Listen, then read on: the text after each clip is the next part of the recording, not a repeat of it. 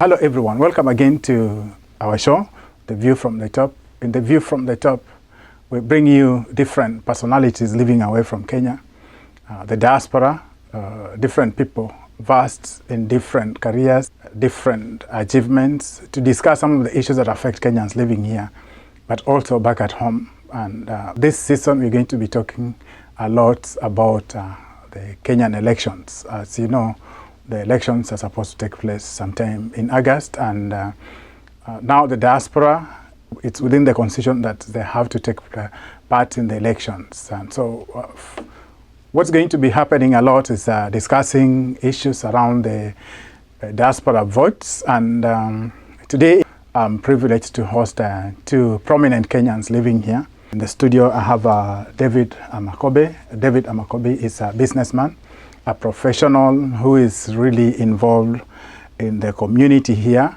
Apart from being a Kenyan, he is also involved with the community here in Delaware. He's vast in different issues, and he's going to discuss the diaspora votes with us. And with me also is Sam Mweberi. Sam Mweberi, here we call him a politician because he contested the last elections in Kenya. In Nyamira, I'm not sure that Sam is going to go back to contest again, but apart from just being a politician, Sam is a professional. He works with a banking institution, but Sam is also involved with this community quite a lot.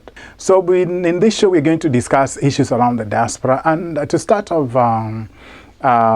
David, you just before we started recording, before we came on air, we were talking about the diaspora vote. As you know right now, within this week, in Kenya, the IEBC is going to launch voter registration. To the best of your knowledge, have you heard anything about registering Kenyans, the diaspora, to vote?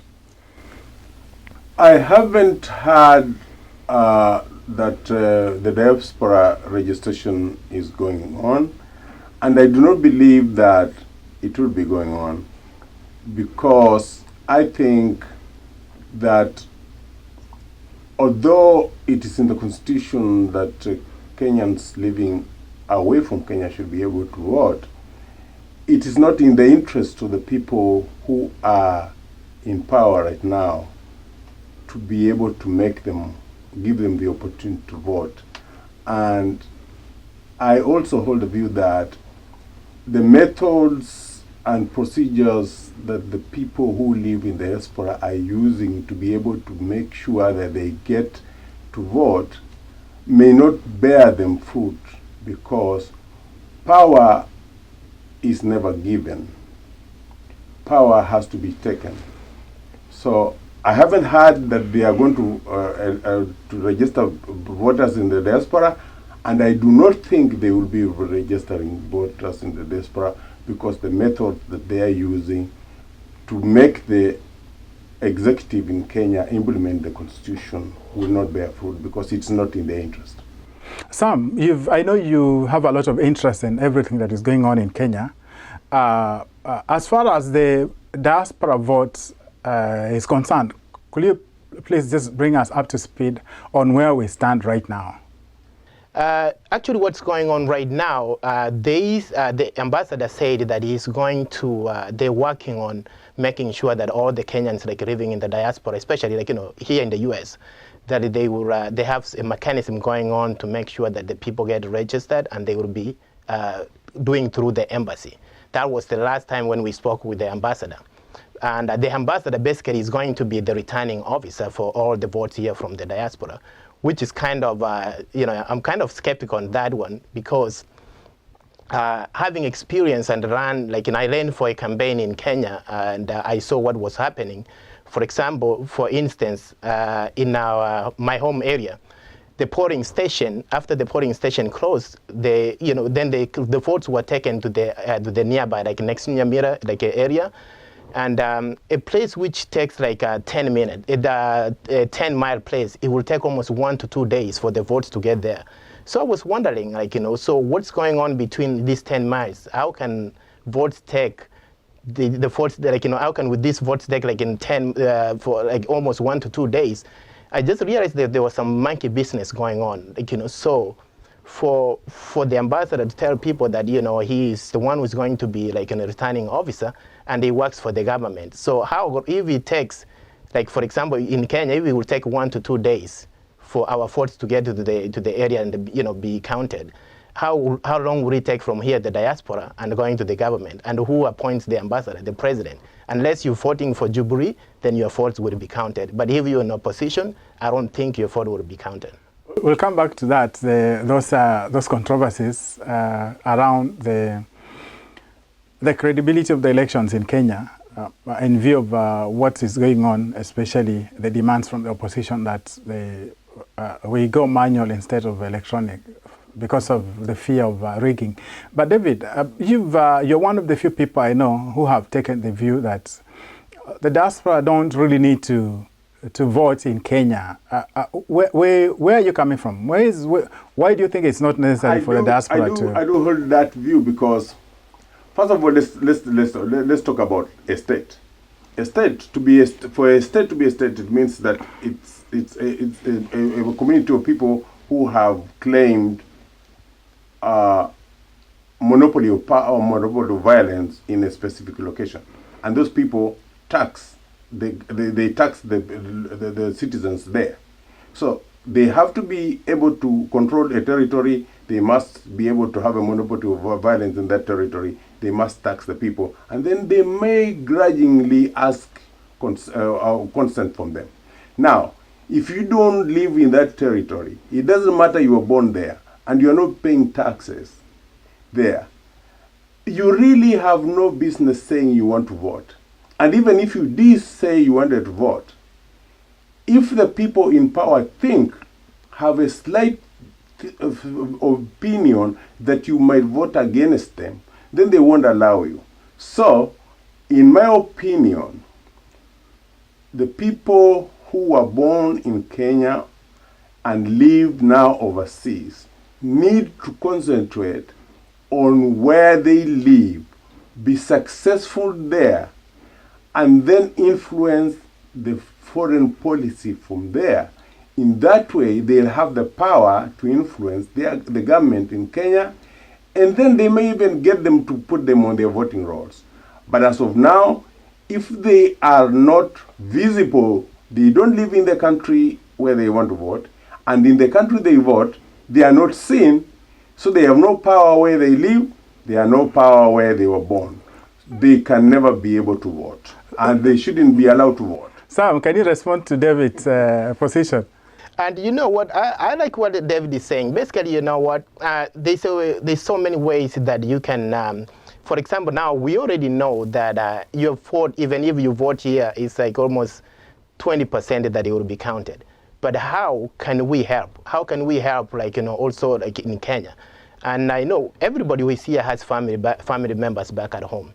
What you can do, you can make phone calls. You can make phone calls back at home and tell your family members, tell your friends who you want, like, who you're supporting, and then they will be able to make the decisions on their own. But for us, like, to like really count a vote here, it's to vote from here and assuming that it will be counted, I doubt. No, I think Sam, my concern is that, you see, the Constitution says clearly that the diaspora should vote. Are you saying that that clause in the Constitution it means nothing in the sense that it's not necessary for the diaspora to take part in the elections? And I respect what the Constitution said. The Constitution like really says like, we should vote. But also like, you have to question, will my vote be counted? If this vote is not going to be counted, how can you impact the people back at home who can maybe vote and get counted? There's a lot of ways we can do it. Yes, it's good you can vote. If you want to drive to DC, Washington, DC, and vote at where the embassy is, you can do that. But what about the other people who live in other states? Are they going to come fly all the way to DC to vote? That's like really, that's a question to the viewers. If they want to do that, they can do that. But honestly, talking through experience, voting is almost like going to vote in DC and expecting like your vote will reach in Kenya safely. It's almost like you're giving it's almost like a farmer giving like a hyena to take care of goats, where he goes to the market and come back. And that speaks to the level of mistrust that Kenyans have with their leadership and their leaders. But really the issue here, I think, is those are mechanisms that can be put in place. I think right now the issue is really in terms of the commitment by the government to prepare the ground for the diaspora to vote. Because unlike the last elections, we had a lot of activities around the diaspora. But right now, nobody hardly talks about the diaspora anymore when it comes to election. Why do you think that's the case, David? The truth of the matter is, it is not in the interest of the executive to implement the constitutional clause that allows the people who live in diaspora to vote, because they do not have control over that vote. And there's a very large vote which can swing the vote. So, anybody in power who is being asked to give away the power to be able to retain the power will obviously take a long route to make sure they don't reach there. So, the reason why as long as the diaspora doesn't organize the way it doesn't, because to be able to organize there, they have the numbers. They should have the numbers. They have the numbers. But they don't have the organization. They have the resources. So to be able to get the power, they need three things. They need the numbers, they need the organization, and they need the resources. Now, they have two. They have the numbers, they have the resources, but they don't have the organization. And the executive knows that. They know that as long as they don't have the organization, they cannot be able to move the vote. So they won't even put the steps in place for them to vote, because that will mean it's another step that they will not be able to control. Anybody, right now, even the people in opposition, when they if they do ever come to power, they will never let the diaspora vote go until the diaspora has the power itself, where they live at, to be able to move them.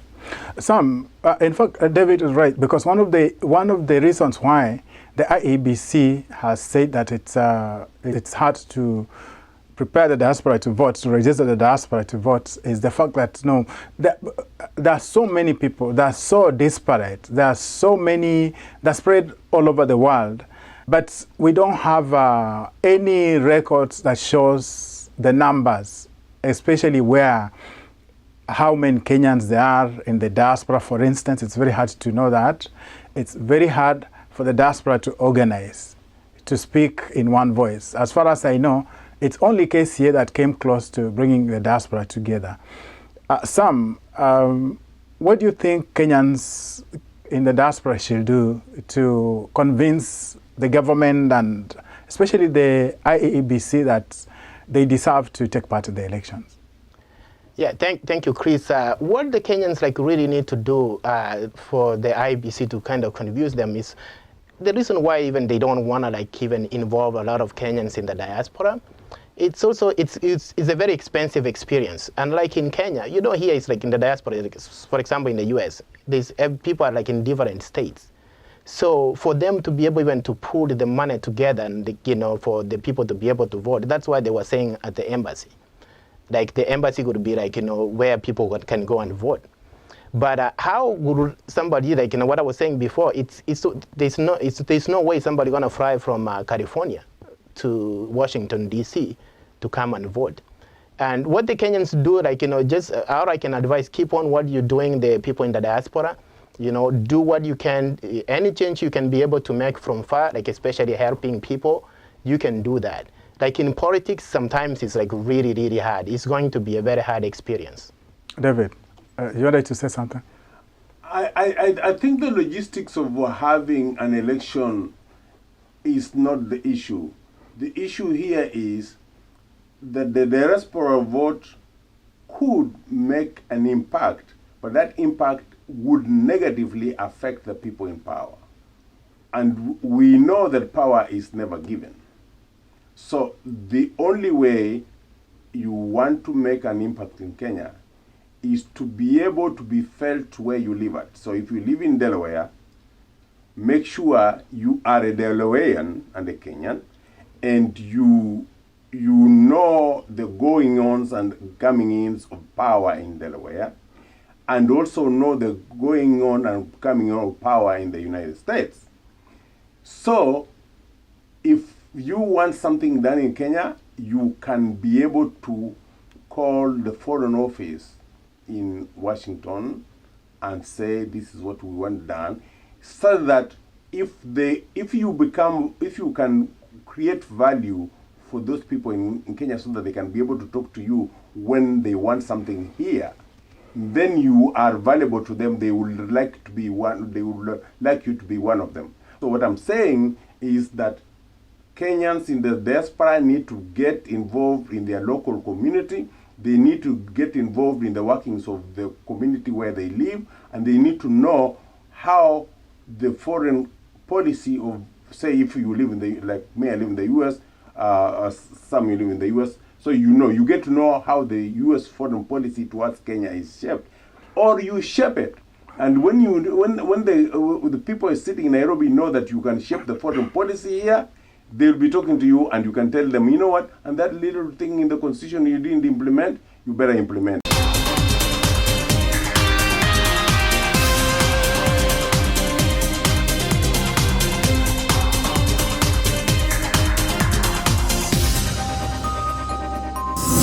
Today we are discussing the diaspora vote. This is coming on the heels of the registration exercise that just kicked off recently in Kenya. And many Kenyans living abroad are wondering if they're going to be part of that process. And today we are speaking to different Kenyans from different walks of life, from different parts of the world. And right now I'm speaking to Dr. Evans Gumbe. Dr. Evans Gumbe is based in Europe. He's lived in the UK, but currently, as we speak, we are speaking to him from somewhere in Germany. Dr. welcome to our show, and please introduce yourself to our viewers. Thank you very much, Chris Omalwa, for giving me this opportunity to take part in this very, very wonderful program. My name is Evans Gumbe, and I am in Germany at the minute. My background is actually history, politics, gender, and business management. I am a lecturer of history. I've lived and worked for so many years in the United Kingdom. And currently I am working at the Lübeck University of Applied Sciences. Actually, it's really exciting for me to be on this program because of the upcoming Kenyan elections. We have the 48th county, which is the diaspora, Kenyans in the diaspora. There are a lot of questions lingering in our minds at the minute about whether we're going to be taking part in these particular elections. And it's my pleasure to be here to discuss this important subject with you today. Dr. I know you've done some work, some research on the diaspora votes and the diaspora involvement. As we speak, one of the issues that the Commission has taken when it comes to the diaspora is the fact that many Kenyans living abroad are not registered. The Commission doesn't even know how many Kenyans are there, for instance, in Europe. So it's very hard for them to make plans for the diaspora to vote. Based on your experience from the UK and now in Germany, can you estimate the number of Kenyans living in Europe as we speak? Chris, there are conflicting reports about how many Kenyans are living abroad to start with. And specifically in Europe, currently it is approximated that around 1 million Kenyans live abroad. I mean, taking into account that 400,000 Kenyans live within Africa. There are still Kenyans in the diaspora living in East African countries and many other African countries. In Germany alone, in our last meeting in Berlin, that was last year, when the President, His Excellency President Uhuru Kenyatta was in Germany, We had an attendance of around 1,000 people, but the number in the United States of America, for example, is estimated to be 150,000 Kenyans living in the US. In the Middle East, we are looking at about 80,000 people, Kenyans living in the Middle East, and most of them live in Dubai, where they work. In Asia, the number is approximated to be 150,000 as well.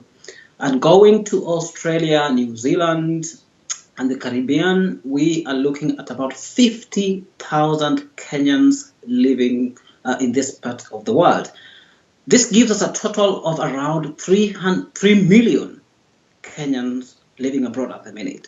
Of course, it is not easy to estimate who is registered and who is not registered, because most of these Kenyans abroad are not registered with the embassies, concerned embassies in the countries where they live. So that's a big challenge for the IEBC at the minute. And of course, we know the reasons why many Kenyans living abroad will be reluctant to register with Yes. with the, Yes. the existing bodies, especially government organizations. But that notwithstanding, Dr. Gumbe, given that you also done a lot of work in this area, Yes. how do you think Kenyans can organize themselves to convince the government that that worthy the effort and the financial implications of registering them to take part in the elections? Because as you know, election preparations, planning is very expensive, both financially and even in terms of human resources. Yes. Chris, to be honest, I would start by saying that there has been a conscious effort to register Kenyans living abroad. So I have to give the government, the successive governments since 1992, this credit, because as far as I can remember from my experience in the United Kingdom, we had a lot of campaigns. In 2012, for example, the then independent, interim independent electoral commission sent out questionnaires.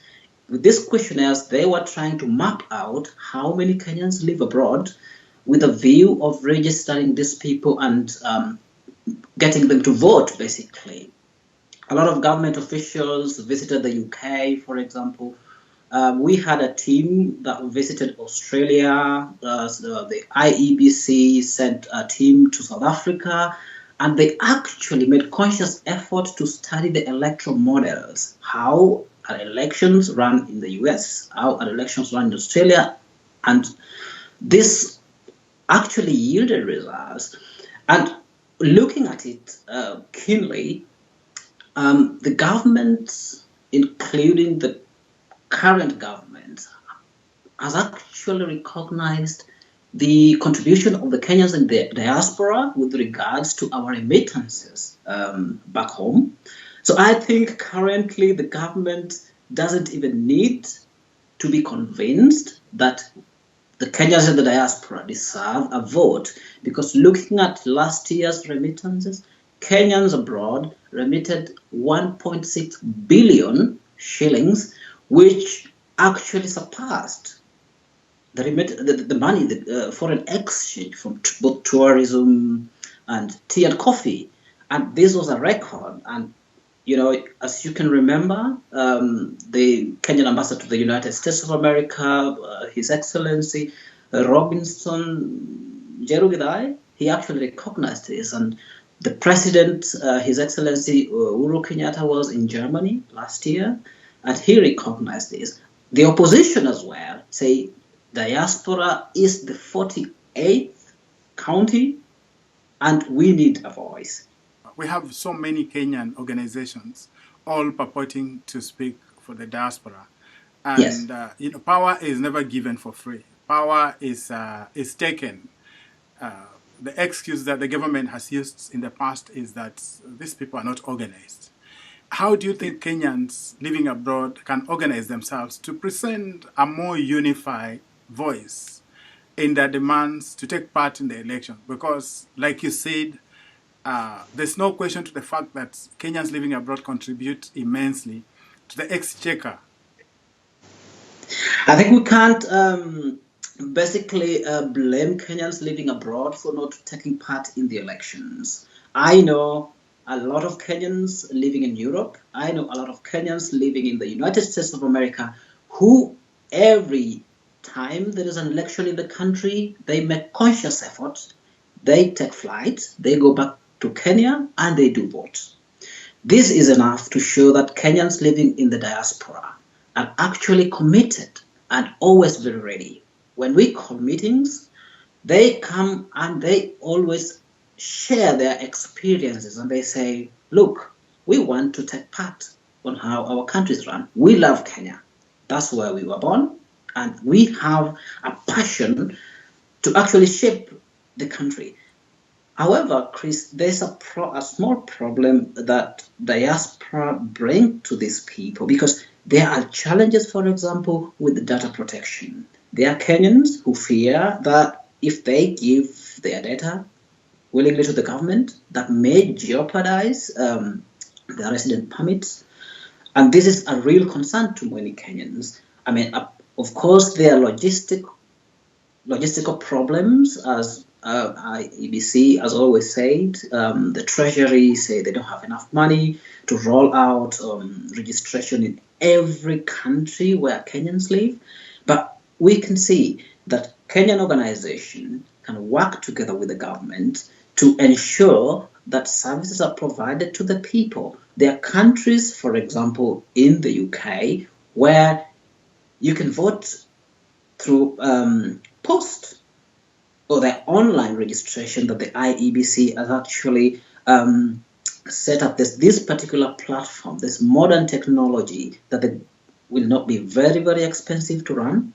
But if the government is willing to do this, I think it's possible, Chris. We've run out of time, Dr. Gumbe, but this conversation continues offline. I'll get back to you to talk about something else. We are discussing the legacy of President Obama. As everybody knows, President Obama has some roots in Kenya. So we'll discuss that and we'll get your view from Europe. But for now, we'll get back. Viewers, we've been talking to Dr. Gumbe, who is based in Germany, and he's given us his views on why the diaspora need to be registered and to vote in the forthcoming elections. My name is Chris Omala, and we'll be right back.